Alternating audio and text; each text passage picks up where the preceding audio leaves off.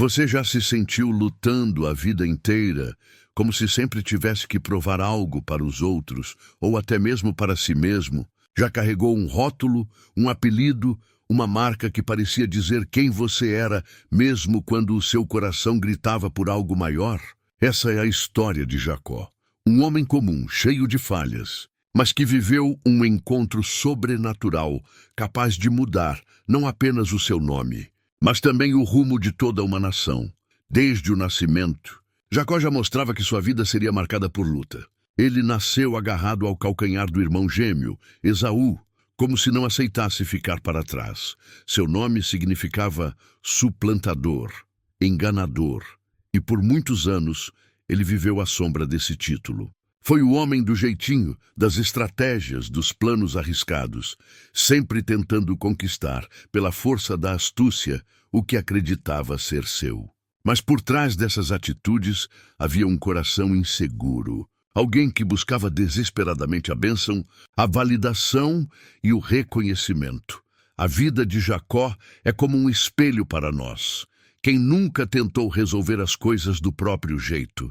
Quem nunca errou tentando alcançar aquilo que sonhava? Jacó enganou o irmão, mentiu para o pai, fugiu com medo das consequências e ainda assim, no meio de sua confusão, Deus o escolheu. Essa é a grande quebra de expectativa. O Senhor não chamou Jacó por ele ser perfeito, mas justamente para mostrar que sua graça se manifesta em vasos quebrados, em histórias aparentemente sem solução. E quando parecia que Jacó seria apenas mais um fugitivo, solitário e marcado por erros, ele teve uma visão extraordinária. Em um deserto, dormindo com uma pedra como travesseiro, ele viu uma escada que ligava a terra ao céu e anjos subindo e descendo por ela. Foi ali que Deus lhe prometeu: eu estarei contigo e não te deixarei até cumprir tudo o que te prometi. Imagine ouvir isso, sabendo de todos os erros que havia cometido. Era como se Deus dissesse: Jacó, você falhou, mas ainda assim você é parte do meu plano.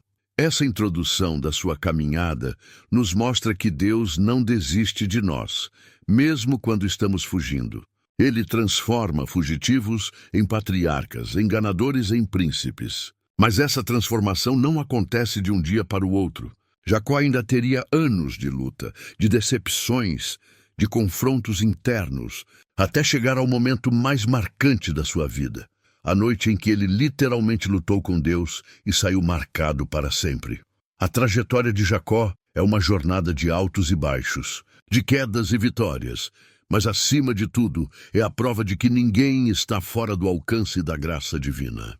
Você vai perceber, ao longo dessa história, que cada detalhe da vida dele conversa com a nossa própria caminhada. Porque todos nós, de alguma forma, já fomos Jacó, tentando conquistar e correndo dos erros, carregando rótulos, mas também desejando profundamente uma mudança. E é nesse ponto que eu quero te convidar a continuar comigo, porque a história de Jacó não é apenas sobre o passado, é sobre o que Deus pode fazer na sua vida hoje.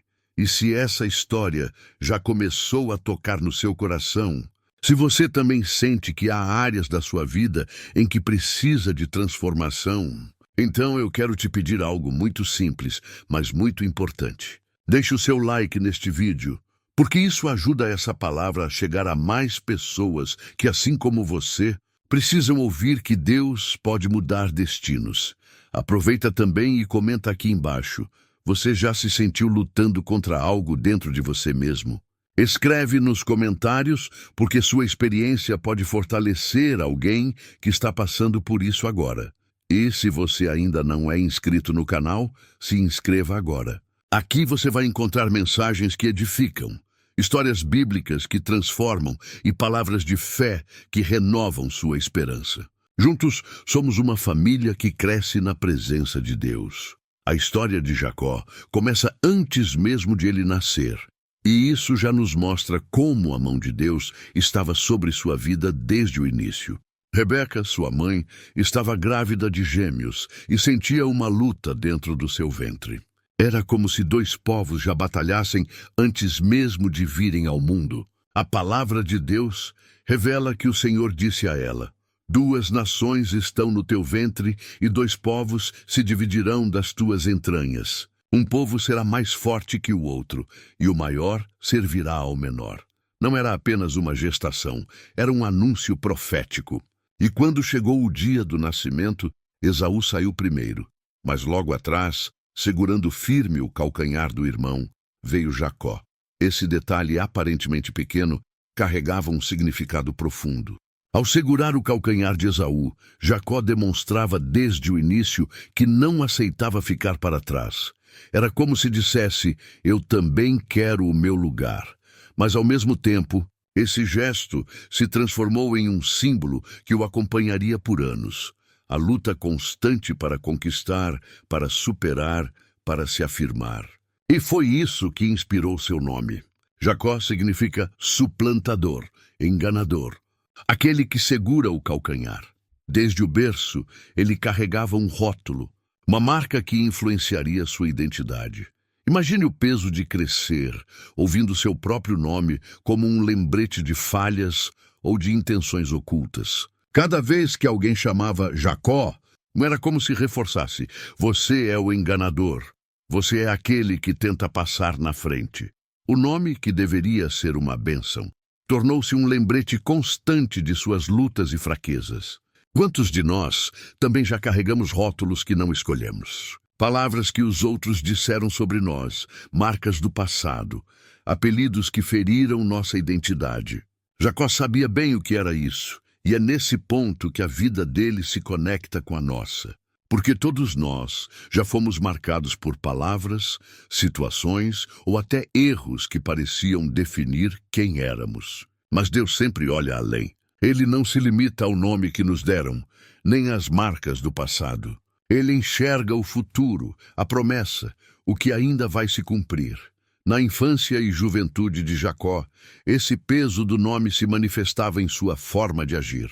Enquanto Esaú era o caçador habilidoso, homem do campo, forte e destemido, Jacó era descrito como alguém mais tranquilo, que gostava de ficar nas tendas. E isso criava comparações constantes dentro da própria família. O pai, Isaac, tinha preferência por Esaú, enquanto Rebeca inclinava seu coração para Jacó.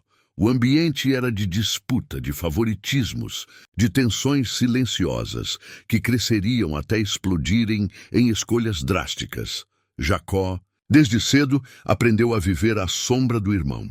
Essa sensação de ser o segundo, de não ser suficiente, moldou sua personalidade. Ele desejava a bênção da primogenitura, algo que não lhe pertencia por direito, mas que ardia em seu coração.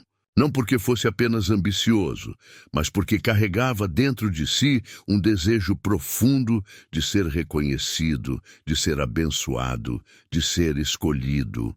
Essa fome por bênção, ainda que muitas vezes expressa de forma errada, mostra um lado de Jacó que nos faz pensar: será que não existe dentro de nós também essa mesma busca? Quando olhamos para esse começo, percebemos que Jacó não é apenas um personagem distante.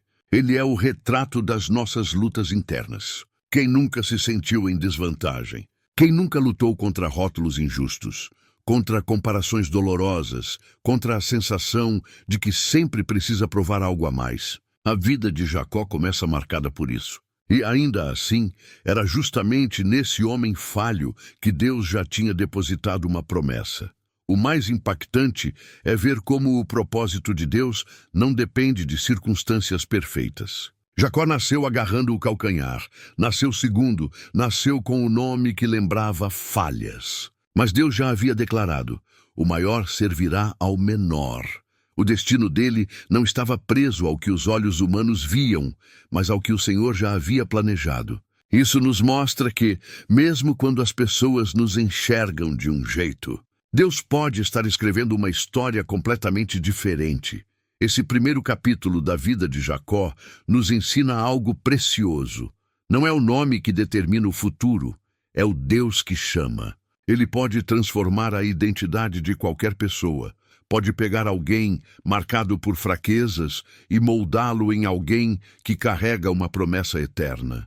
A vida de Jacó é a prova de que o Senhor não escolhe os perfeitos, Ele aperfeiçoa os escolhidos. E é exatamente nesse ponto que a narrativa começa a ganhar mais força.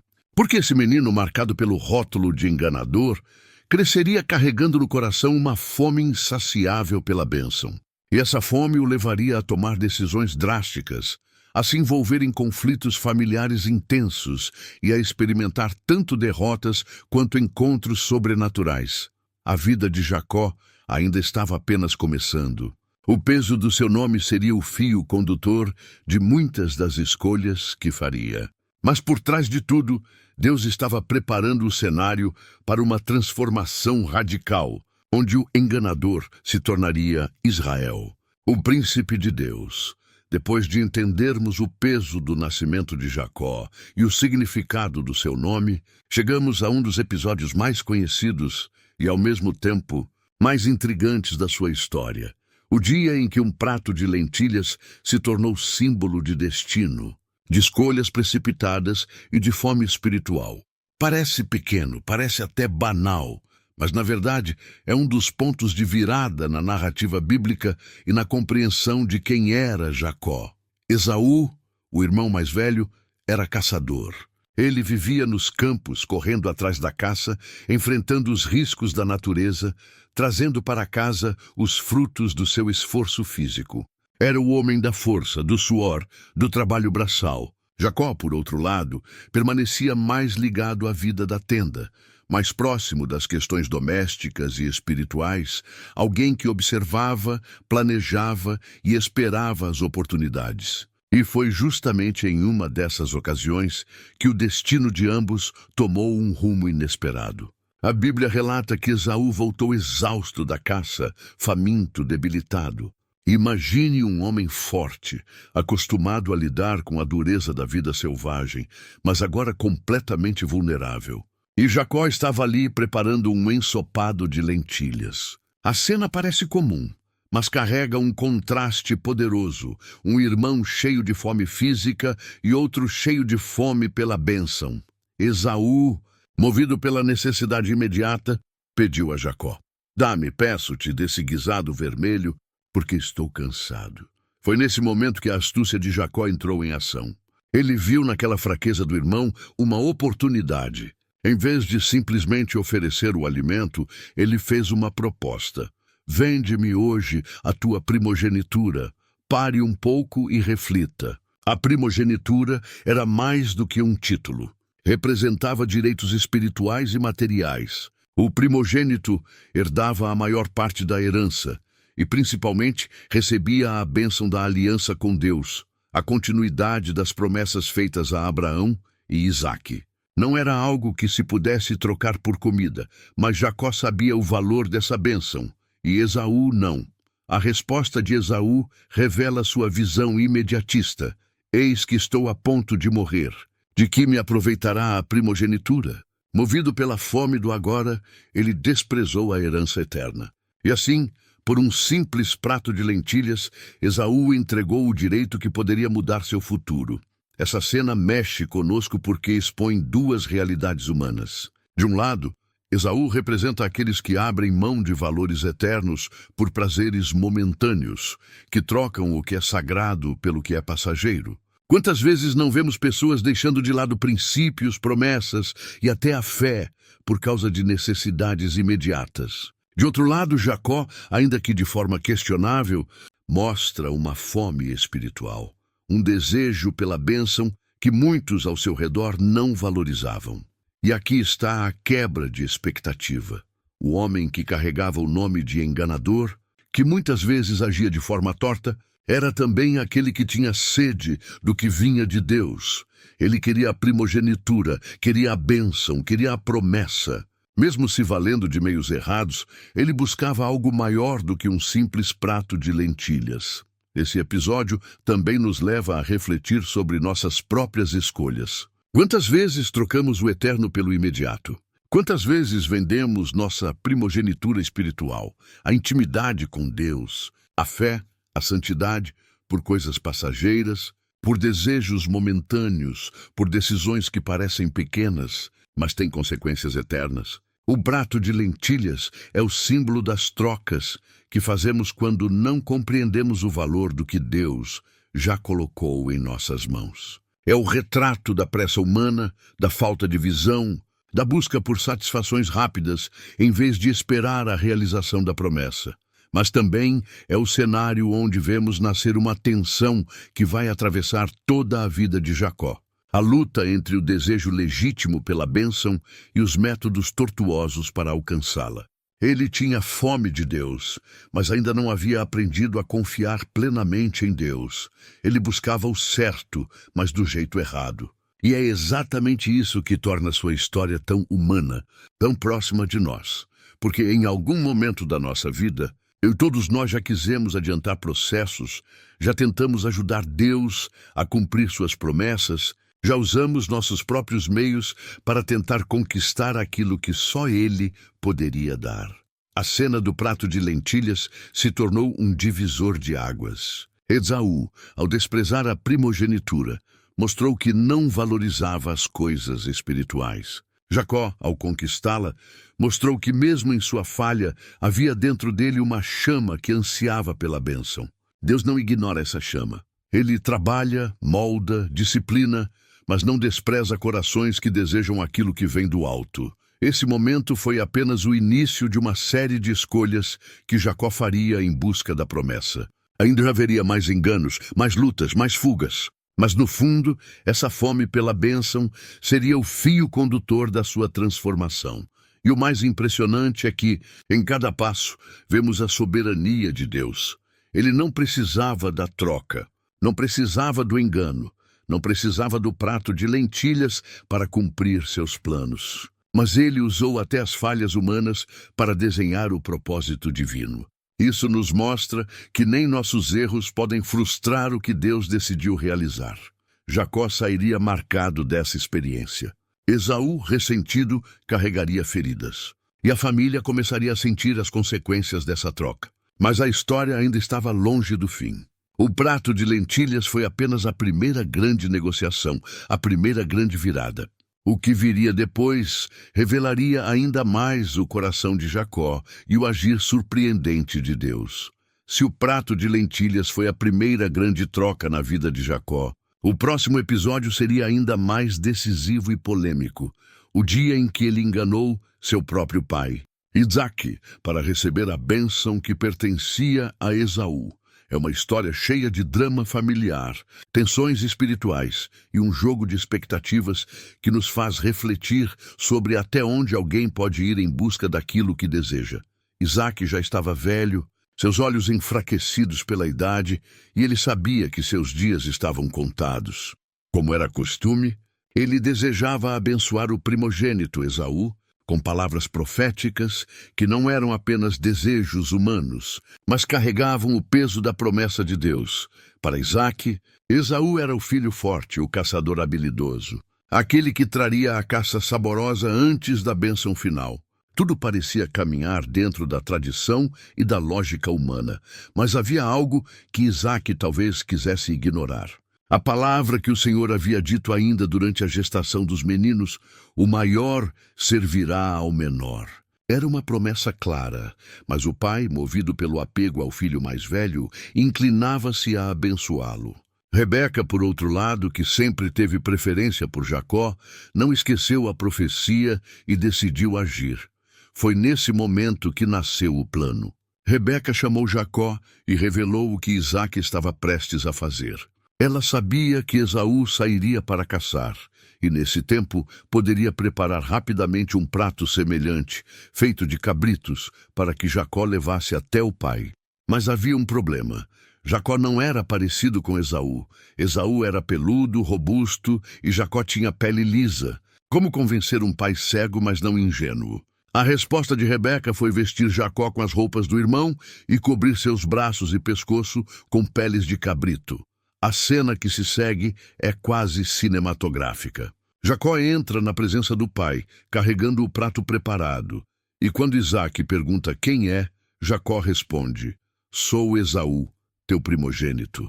É uma mentira pesada, carregada de intenções, mas também de medo. Isaque estranha. A voz parecia de Jacó, mas o cheiro e o toque pareciam de Esaú. E nesse conflito de sensações, Isaque é enganado. Ele come da comida, bebe do vinho e por fim abençoa Jacó, liberando sobre ele palavras que mudariam sua história para sempre. As palavras de Isaque não foram apenas simbólicas, elas tinham um peso espiritual.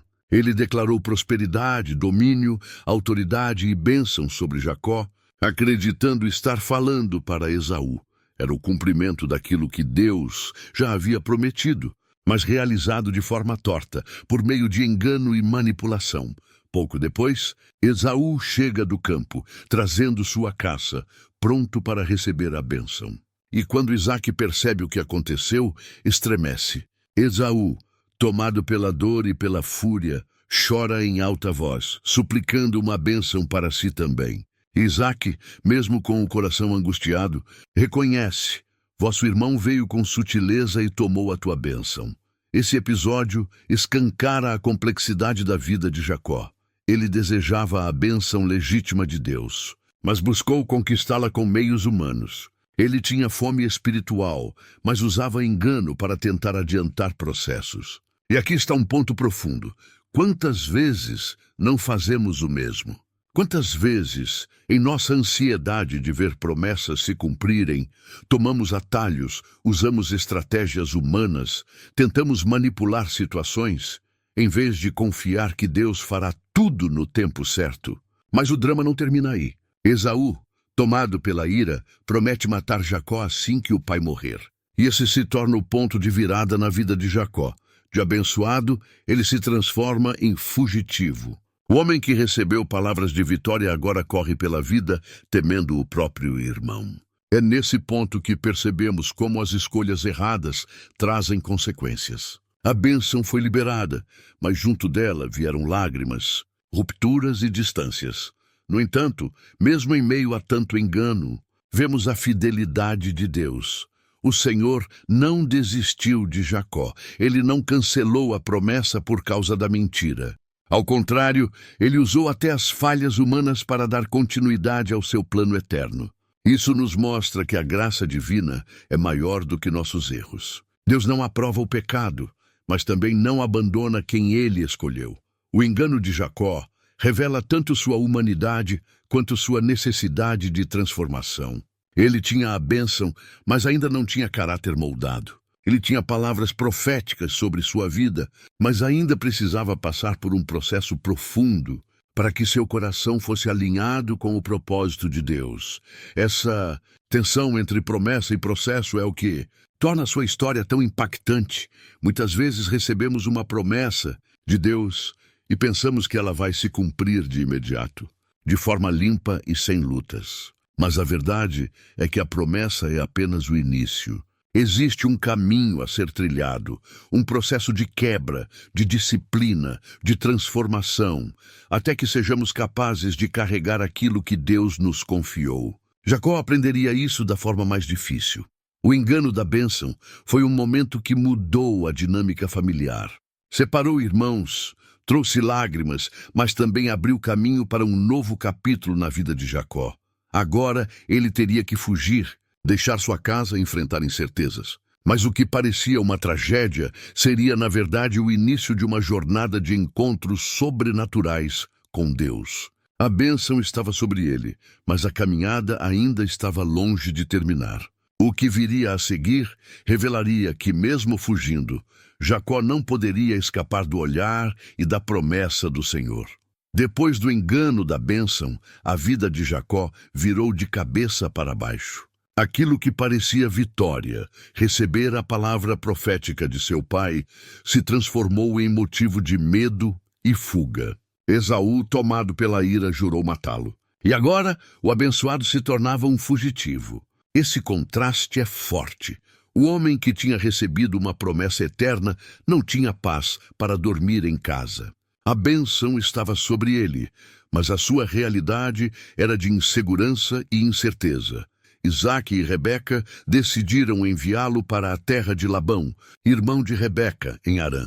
Oficialmente, o motivo era encontrar uma esposa, mas todos sabiam que o verdadeiro objetivo era preservar sua vida. Jacó deixou sua família, sua casa e tudo o que conhecia, iniciando uma jornada solitária rumo ao desconhecido. Imagine esse momento. O homem que carregava a bênção de Abraão e Isaque agora caminhava sozinho pelo deserto, sem amigos, sem proteção, sem garantias. Ele tinha a promessa, mas parecia ter perdido tudo. Não é exatamente assim que muitos de nós nos sentimos em alguns momentos? Temos a palavra de Deus sobre nossas vidas, mas as circunstâncias parecem gritar o contrário. Sentimos-nos sozinhos, como se estivéssemos fugindo, como se não houvesse saída. Foi nesse cenário de solidão que aconteceu um dos encontros mais extraordinários da Bíblia. Jacó, cansado, parou para descansar em um lugar qualquer. Pegou uma pedra e a usou como travesseiro. O príncipe da promessa estava deitado no chão, sem conforto, sem segurança. Mas é justamente nesse ponto de vulnerabilidade que Deus escolheu se revelar. Enquanto dormia, Jacó teve um sonho. Ele viu uma escada apoiada na terra e que alcançava os céus. Anjos de Deus subiam e desciam por ela, e no topo estava o próprio Senhor. Imagine a cena: o céu e a terra conectados, o mundo espiritual aberto diante de um homem que até então carregava apenas o peso do engano e da fuga. E Deus falou com ele: Eu sou o Senhor, o Deus de Abraão, teu pai, e o Deus de Isaque. A terra em que estás deitado, eu a darei a ti e à tua descendência. E eis que estou contigo, e te guardarei por onde quer que fores, e te farei voltar a esta terra, porque não te deixarei até cumprir aquilo que te tenho falado. Que contraste! Jacó, o enganador, o fugitivo, o homem marcado por falhas, recebe uma visita sobrenatural do próprio Deus. Não houve reprovação naquele momento, não houve condenação. Houve promessa, reafirmação, esperança. Deus não desistiu dele. Ao contrário, deixou claro: eu estou contigo. Esse episódio em Betel é um marco, porque nos mostra que os encontros mais profundos com Deus muitas vezes acontecem nos desertos da vida, quando nos sentimos sozinhos e sem direção.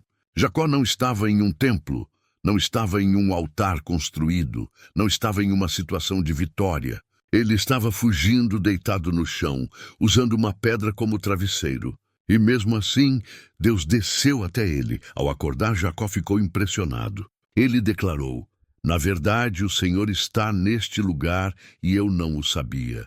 Quantas vezes também não percebemos que Deus está conosco, mesmo quando achamos que estamos sozinhos? Muitas vezes é na dor, na fuga, na noite escura da alma que ele se revela de forma mais clara. Jacó chamou aquele lugar de Betel, que significa casa de Deus. Ele ergueu a pedra em que dormira como coluna, derramou azeite sobre ela e fez um voto: Se Deus for comigo e me guardar nesta viagem que faço, e me der pão para comer e roupa para vestir, e eu em paz tornar a casa de meu pai, o Senhor será o meu Deus. É interessante observar que, mesmo depois de um encontro tão sobrenatural, Jacó ainda negociava com Deus. Ele ainda não estava totalmente transformado. Ele tinha visto anjos, tinha ouvido a voz do Senhor, mas sua fé ainda era imatura. Ele dizia: Se Deus fizer isso por mim, então será o meu Deus. Não é assim que muitas vezes também agimos? Queremos sinais, queremos garantias, queremos que Deus prove seu cuidado antes de entregarmos totalmente o coração. Betel, no entanto, foi um divisor de águas. Ali nasceu uma consciência nova em Jacó.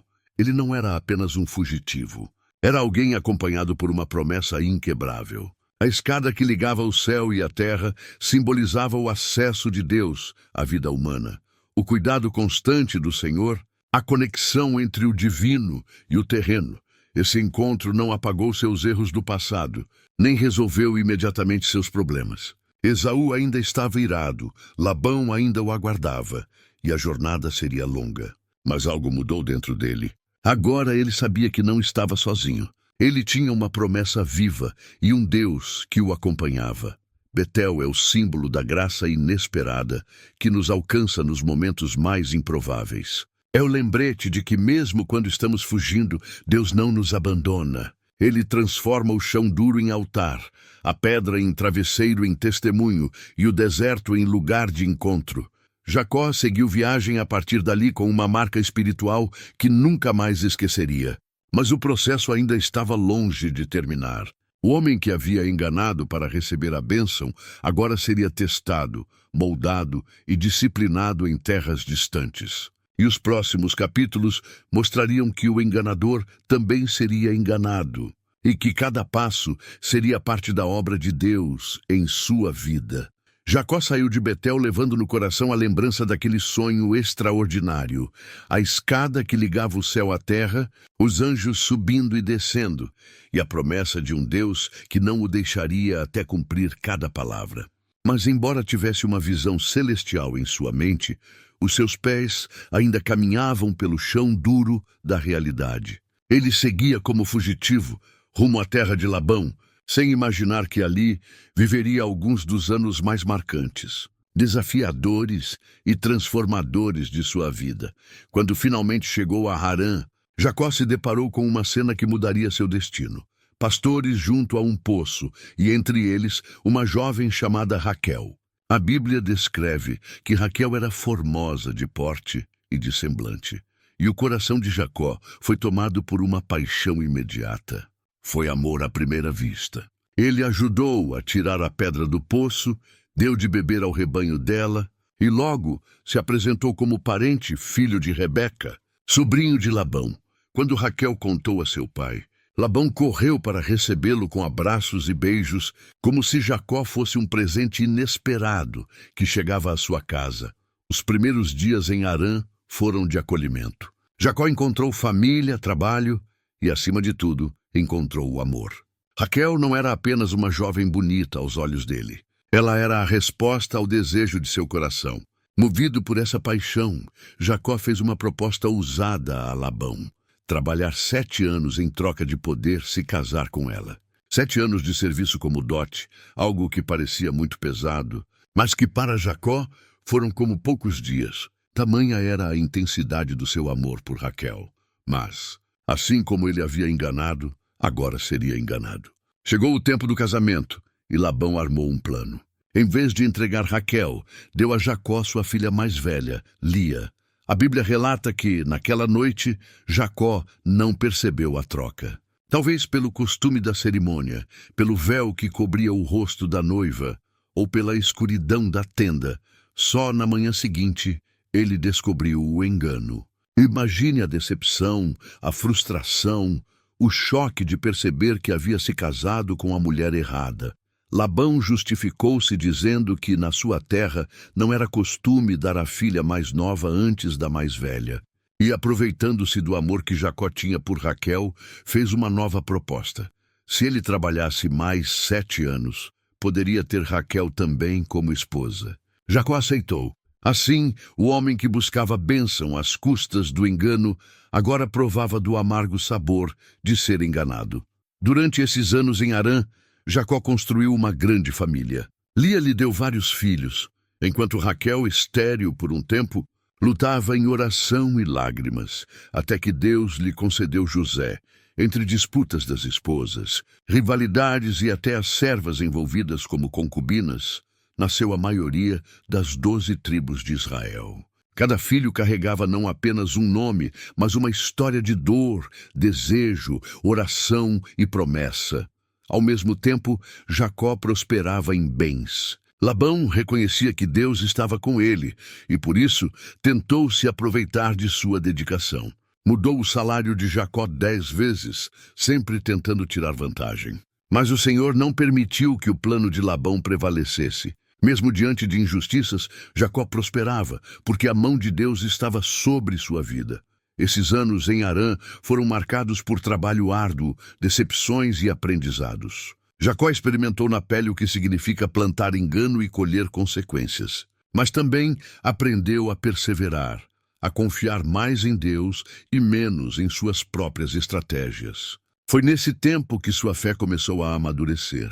Ele já não era apenas o homem astuto que buscava a bênção de qualquer maneira, mas alguém que começava a reconhecer a fidelidade de Deus em meio às lutas.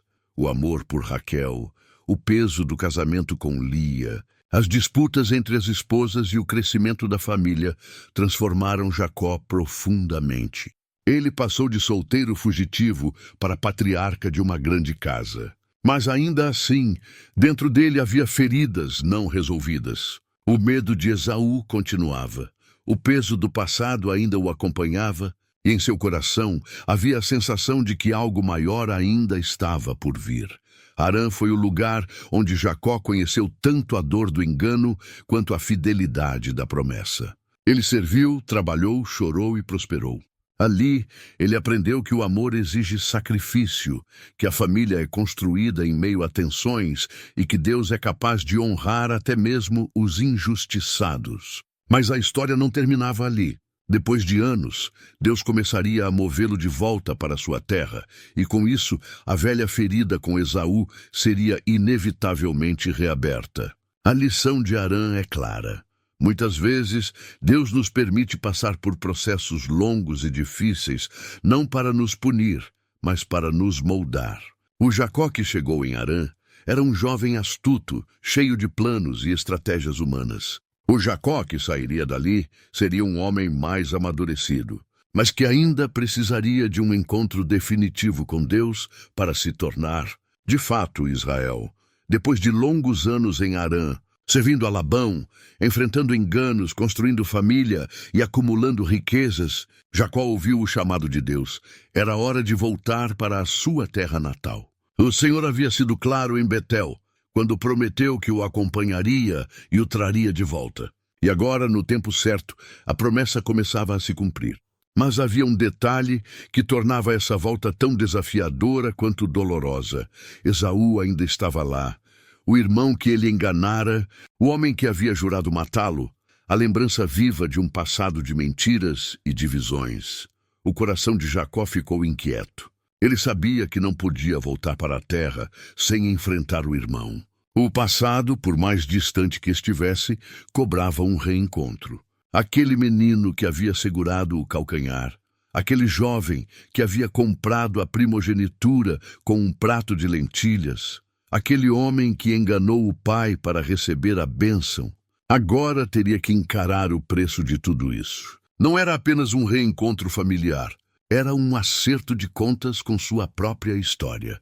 Jacó reuniu sua família, suas esposas, seus filhos e todos os seus bens, e partiu.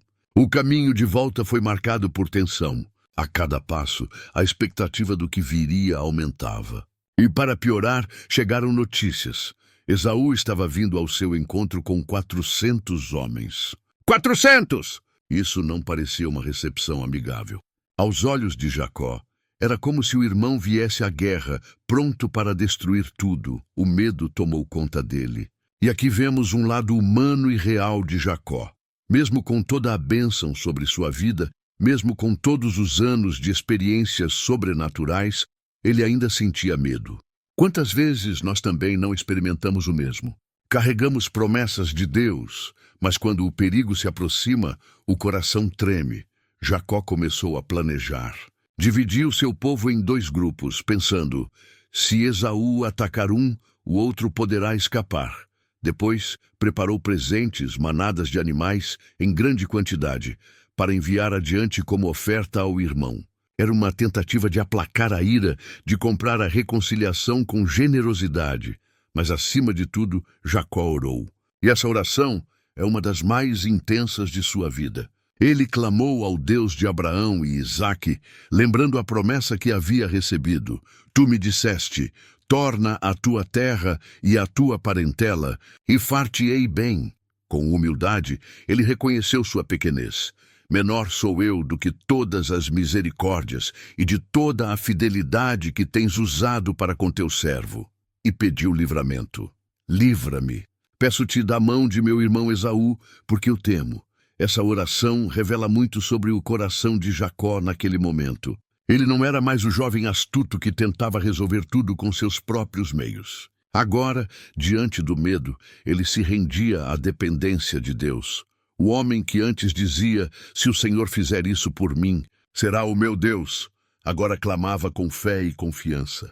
porque sabia que sem Deus não poderia dar o próximo passo. Mesmo assim, a tensão continuava. Cada movimento era uma mistura de estratégia humana e dependência divina. Jacó não sabia como Esaú reagiria, mas uma coisa era certa: o reencontro estava próximo. E esse reencontro não era apenas com o irmão, mas também com sua própria identidade, com o passado que ele havia tentado deixar para trás, mas que agora o aguardava de braços abertos, ou talvez de espada em punho. É nesse ponto que a história ganha contornos ainda mais intensos. Porque antes de encarar Esaú, Jacó teria que passar pela noite mais marcante da sua vida. Uma noite de luta, de confronto espiritual, de transformação radical. A luta que aconteceria no Val de Jaboque não seria apenas contra um homem, mas contra Deus. Ali, Jacó deixaria de ser apenas o enganador para se tornar Israel, o príncipe que luta com Deus e prevalece.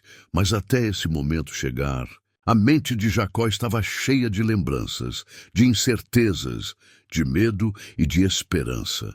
O retorno para casa era o retorno para si mesmo.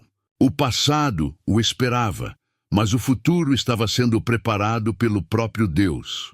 O sol começava a se pôr, e o peso do reencontro com Esaú apertava o coração de Jacó.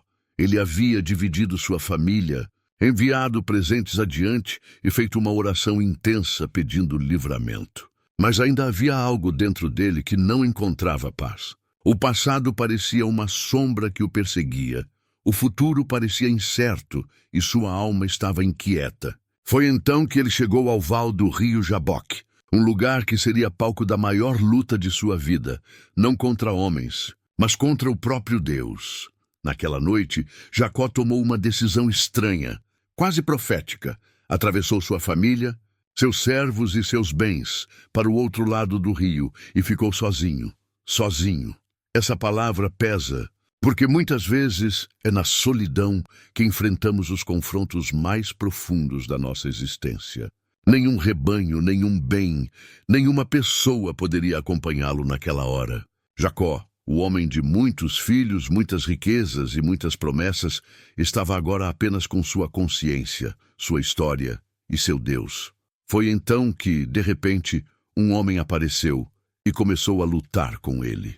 Não há detalhes sobre como começou, não há introduções ou explicações. O texto bíblico simplesmente diz que lutou com ele um homem até o romper do dia. Imagine a cena.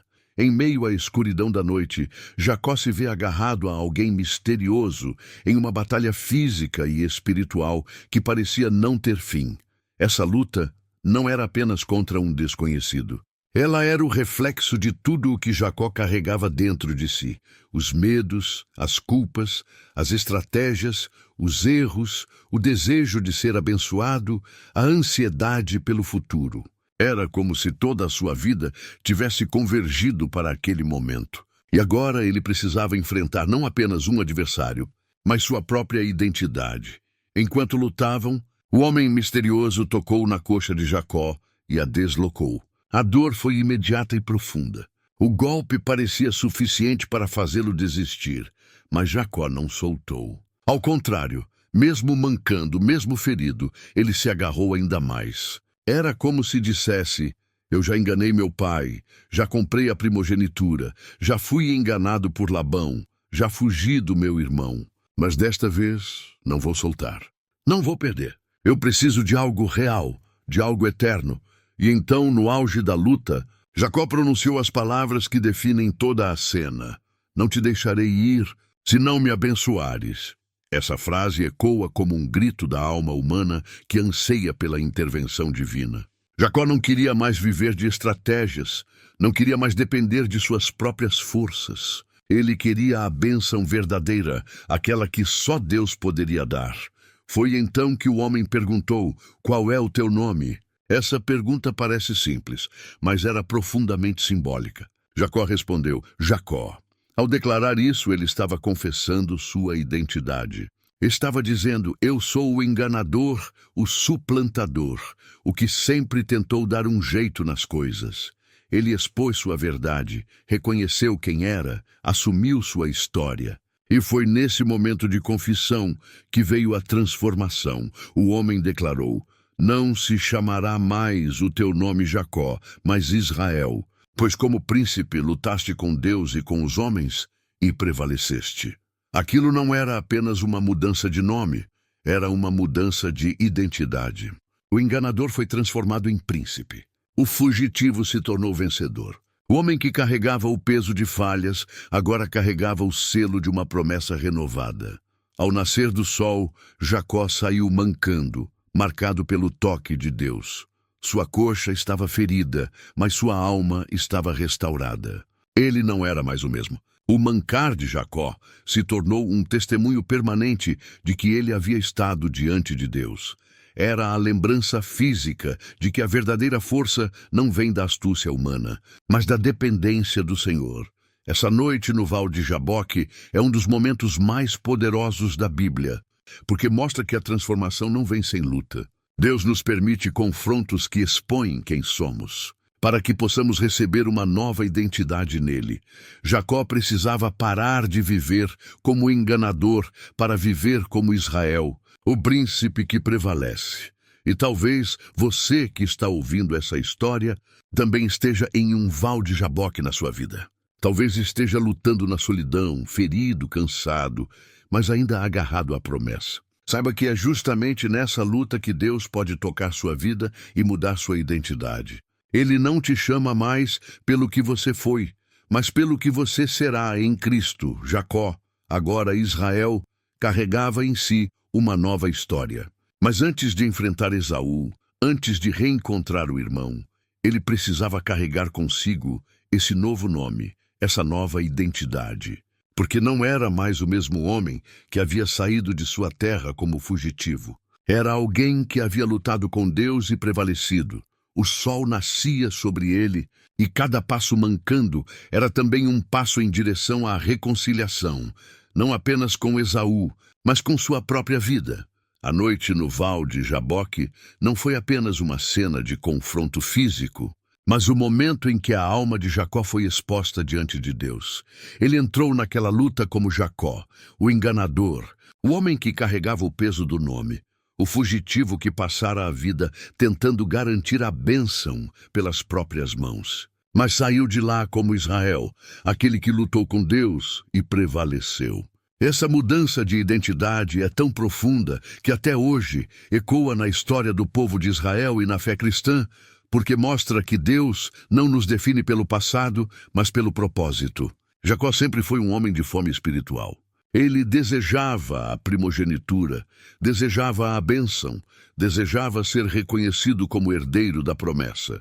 Mas essa fome sempre foi misturada com astúcia, com ansiedade, com pressa em adiantar os processos de Deus.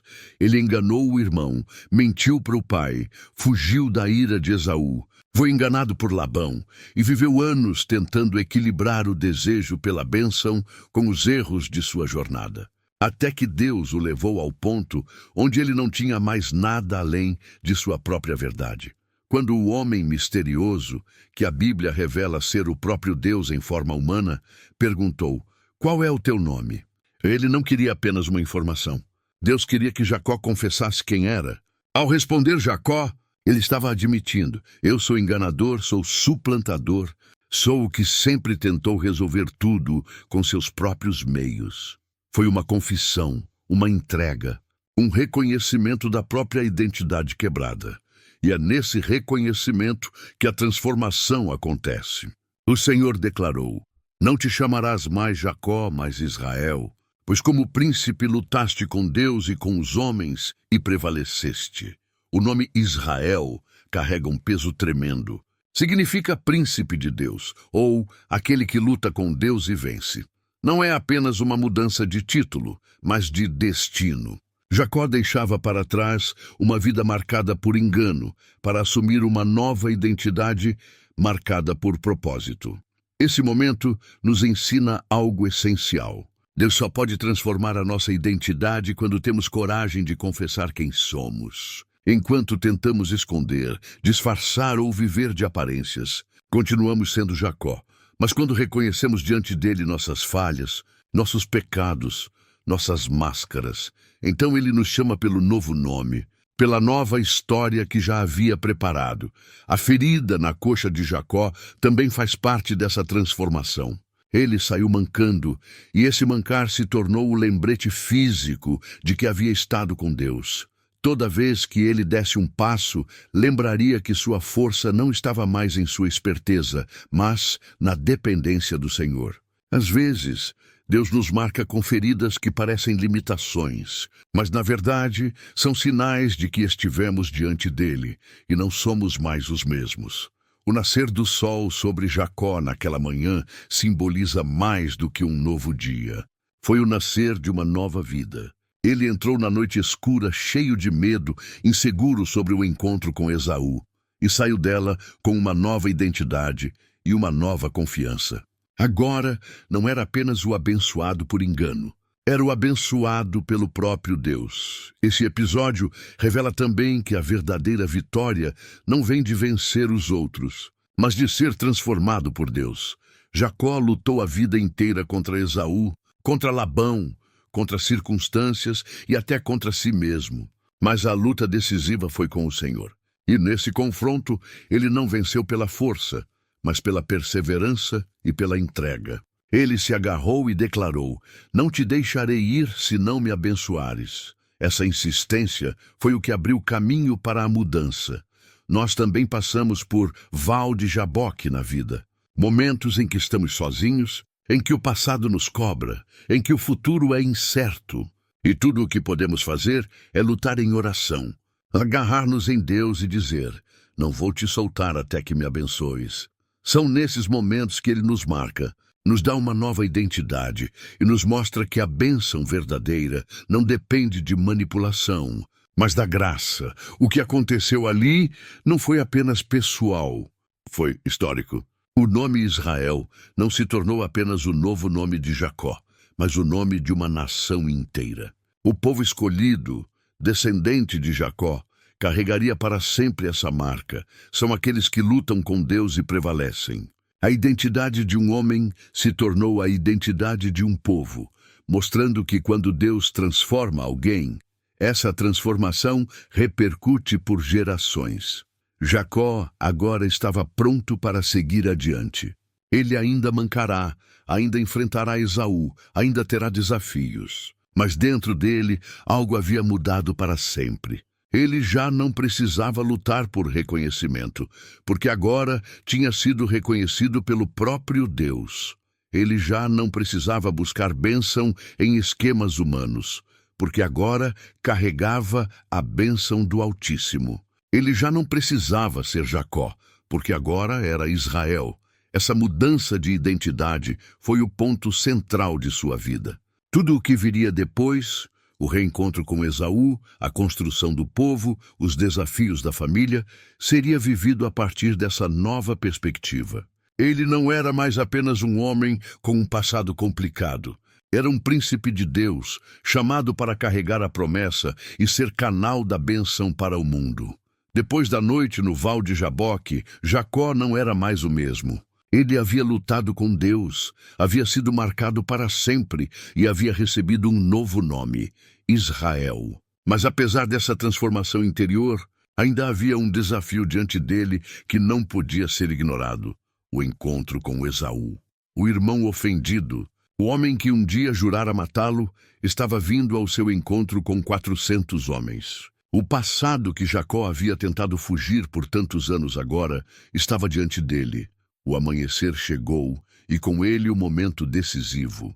O coração de Jacó certamente batia acelerado, e o medo ainda fazia parte de seus pensamentos. Ele sabia que não poderia fugir mais. E é interessante perceber como a transformação espiritual não elimina automaticamente os desafios terrenos. Mesmo após receber um novo nome, Jacó ainda precisava enfrentar as consequências de sua história.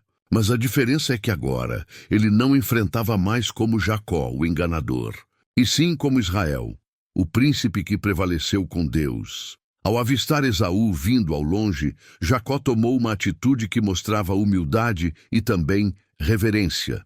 Ele se colocou à frente antes de sua família. Dessa vez, não empurrou os outros para o perigo, mas se colocou como responsável. Ele avançou e, quando chegou perto, inclinou-se 7 vezes até o chão, em sinal de respeito e submissão. Aquela era uma linguagem silenciosa, mas poderosa. Ele dizia sem palavras: não venho para lutar, não venho para tomar nada, venho em paz. E então, a cena surpreendente aconteceu. Ao invés de sacar uma espada, ao invés de ordenar um ataque, Esaú correu ao encontro de Jacó. Não foi uma corrida de ódio, mas de emoção. Ele abraçou o irmão, lançou-se ao seu pescoço, o beijou e ambos choraram. Aquele momento, que poderia ser um cenário de vingança, se transformou em um milagre de reconciliação. Essa é uma das quebras de expectativa mais belas das Escrituras. Jacó esperava guerra, mas encontrou perdão. Esperava espadas, mas encontrou braços abertos. Esperava destruição, mas recebeu restauração. O reencontro dos dois irmãos é a prova de que Deus não apenas muda identidades, mas também prepara corações. Enquanto transformava Jacó em Israel, também estava trabalhando no coração de Esaú, quebrando a ira e abrindo espaço para a reconciliação. Jacó, ainda assim, insistiu em oferecer presentes ao irmão. Era a maneira que ele encontrou de demonstrar arrependimento e gratidão. Mas Esaú, em um gesto generoso, disse que já tinha muito e não precisava daquilo. Só após muita insistência, Jacó conseguiu convencê-lo a aceitar. Esse detalhe mostra como o reencontro foi marcado não por interesse, mas por genuíno amor fraternal. O impacto desse momento vai além da relação entre os dois irmãos. Ele nos mostra que, quando entregamos nossas lutas a Deus, Ele é capaz de transformar até os cenários mais improváveis. O que parecia impossível aconteceu. Esaú perdoou. O ódio foi substituído por lágrimas de amor. A ameaça de morte deu lugar a um abraço de vida, mas não podemos ignorar como tudo isso também foi resultado da transformação em Jacó. Se ele tivesse continuado o mesmo homem, talvez tivesse tentado manipular ou enganar mais uma vez. Mas agora ele se apresentou com humildade, se curvou, pediu favor e demonstrou vulnerabilidade. O reencontro não foi apenas uma obra de Deus no coração de Esaú, mas também fruto da mudança no coração de Israel. Esse episódio nos convida a refletir sobre nossos próprios relacionamentos. Quantas vezes carregamos mágoas, ressentimentos, feridas do passado? Quantas vezes acreditamos que a reconciliação é impossível? Mas Deus é especialista em restaurar laços quebrados. Assim como preparou Esaú para abraçar o irmão, Ele pode preparar pessoas que nos feriram e também preparar o nosso coração para perdoar e ser perdoado.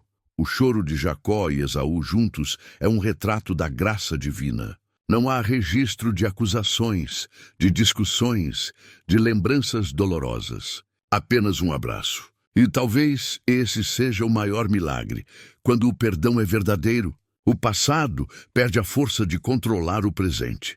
Depois desse reencontro, cada um seguiu sua jornada, mas o peso da inimizade havia ficado para trás. O abraço entre Jacó e Esaú não apagou os anos de conflito, mas mostrou que o amor pode vencer onde parecia não haver solução. Depois do reencontro surpreendente com Esaú, Jacó seguiu sua jornada já não como o fugitivo de antes, mas como o homem transformado pelo toque divino. A mudança de nome para Israel não foi apenas um detalhe simbólico, mas o marco de uma nova era. O homem que sempre correu atrás da bênção, agora carregava dentro de si a certeza de que havia sido abençoado pelo próprio Deus. Essa verdade moldaria não apenas sua vida, mas também o destino de sua descendência. Jacó estabeleceu-se novamente na terra, mas agora sua caminhada tinha outro peso. Ele carregava o chamado de ser patriarca de uma nação. Seus filhos, nascidos no contexto de rivalidades entre esposas e servas, seriam as 12 tribos de Israel, fundamento do povo escolhido. Cada história, cada detalhe da vida de Jacó passaria a ser parte do DNA espiritual de uma nação inteira. É impressionante perceber como Deus escolhe trabalhar através de pessoas imperfeitas. Jacó nunca foi o herói perfeito. Foi o enganador, fujão, astuto, mas Deus não desistiu dele. E é justamente aí que está a beleza da graça. O Senhor não escolhe os capacitados, mas capacita os escolhidos. Ao transformar Jacó em Israel, ele mostrou que a identidade do passado não é sentença eterna. O enganador se tornou príncipe.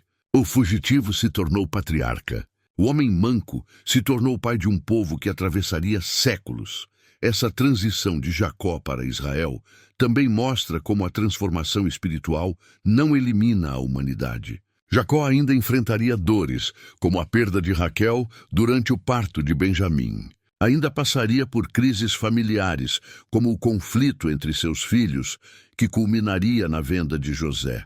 Mas agora havia uma diferença.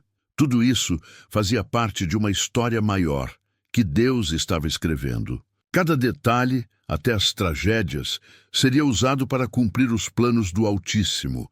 A promessa feita a Abraão, renovada a Isaque e reafirmada a Jacó, agora começava a tomar forma visível. A nação que herdaria a terra, que seria bênção para todas as famílias da terra, estava sendo gerada no ventre da história.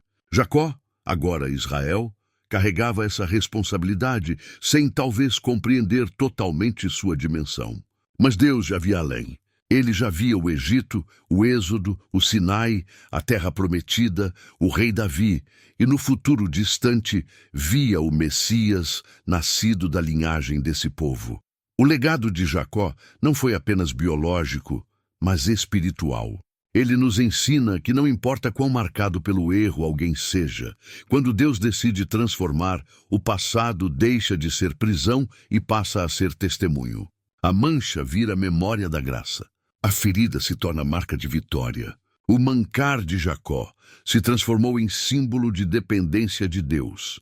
Cada passo dolorido era também um passo de lembrança. Eu lutei com Deus e prevaleci.